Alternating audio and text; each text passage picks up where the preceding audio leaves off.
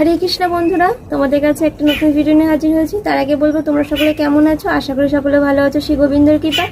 আমিও খুব ভালো আছি শ্রী গোবিন্দর কৃপায়। তো তোমরা তার আগে বলবো তোমরা যদি ধার্মিক হয়ে থাকো তাহলে আমার চ্যানেলটিকে সাবস্ক্রাইব করে আমার পাশে থেকো। আজকে তোমাদের কাছে নতুন ভিডিও নিয়ে হাজির হয়েছি। সকলের বাড়িতে মা দেবী তুলসী আছে, কিন্তু তোমরা কি এটা জানো যে তুলসী গাছে যখনই মঞ্জুরি আসে সেটা তোমাদের ভাগ্য ফেরাতে পারে? হয়তো অনেকে জানো, অনেকে হয়তো জানো না। তো চলো ভিডিওটা শেষ পর্যন্ত দেখতে থাকো, স্কিপ না করে। তো সবার বাড়িতে মা তুলসী দেবী আছে। যখন দেখবে তুলসী গাছে অনেক মঞ্জুরি এসেছে তখন তোমরা এটা জানো, সকলেই জানো যে বিষ্ণু দেবের অত্যন্ত প্রিয় মা তুলসী পত্র আর তুলসীর মঞ্জুরি। তোমরা যদি রোজ একটা করে মঞ্জুরি নিয়ে এসে বাবা বিষ্ণুর চরণে যদি অর্পণ করতে পারো তাহলে তোমরা মোক্ষ লাভ করতে পারবে। আর যেটা নাম্বার 2 হচ্ছে, যেই বাড়িতে প্রচুর পরিমাণে তুলসী গাছে মঞ্জুরি এসেছে তাহলে তোমাদেরকে বুঝে নিতে হবে যে সেখানে মা লক্ষ্মী দেবীর বাস।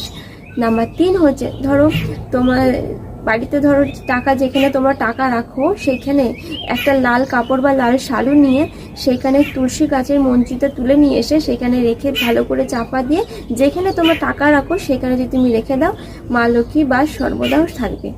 নাম্বার 4 হচ্ছে, ধরো যে বাড়িতে অনেক দুঃখ কষ্ট গ্রহ চক্র আছে, তারপর হচ্ছে ঋণ ধার দেনা এসব হয়ে গেছে, তারা যদি এই নিয়মটা করে যে একটা পাত্রে গঙ্গা জল নিতে হবে আর সেখানে তুলসীর মঞ্জুরিটা দিয়ে মানে গোটা বাড়িতে হরে কৃষ্ণ মহামন্ত্র জপ করতে করতে সেটা যদি ছিটিয়ে দেওয়া হয়, আস্তে আস্তে সমস্ত ঋণ গ্রহ চক্র যা আছে সবই দূর হয়ে যাবে। আর তারপরে 5 হচ্ছে, যে বাচ্চাদের যখন পড়াশোনায় একদম মন বসে না, চঞ্চলা হয়ে থাকে, তো তখন তারা মানে যেখানে পড়তে বসে তো সেইখানেতেই পরিষ্কার জায়গায় একটা কাপড় মানে লাল শালু বিছিয়ে সেখানে পরিষ্কার জায়গায় একটা পাত্রের মধ্যে তুলসী মঞ্জুরিটা সেখানে রেখে দিতে হবে। আর সেইটা মনে রাখতে হবে যেন সেখানে কখনো যেখানে তুলসী মঞ্জুরিটা থাকবে সেটা যেন কোনো মতে মানে অশুদ্ধ না হয়ে যায়, সেটা তোমাদেরকে খেয়াল রাখতে হবে। যেন পবিত্র জায়গায়, শুদ্ধ জায়গায় সেটাকে রেখে দিতে হবে। তোমরা আস্তে আস্তে তার ফল অবশ্যই বুঝতে পারবে। তাহলে বন্ধুরা, এই ভিডিওটা তোমাদের কেমন লেগেছে অবশ্যই কমেন্ট করে জানিও। আর সর্বদা পাশে থেকো আমার, আর চ্যানেলটিকে সাবস্ক্রাইব করে দিও।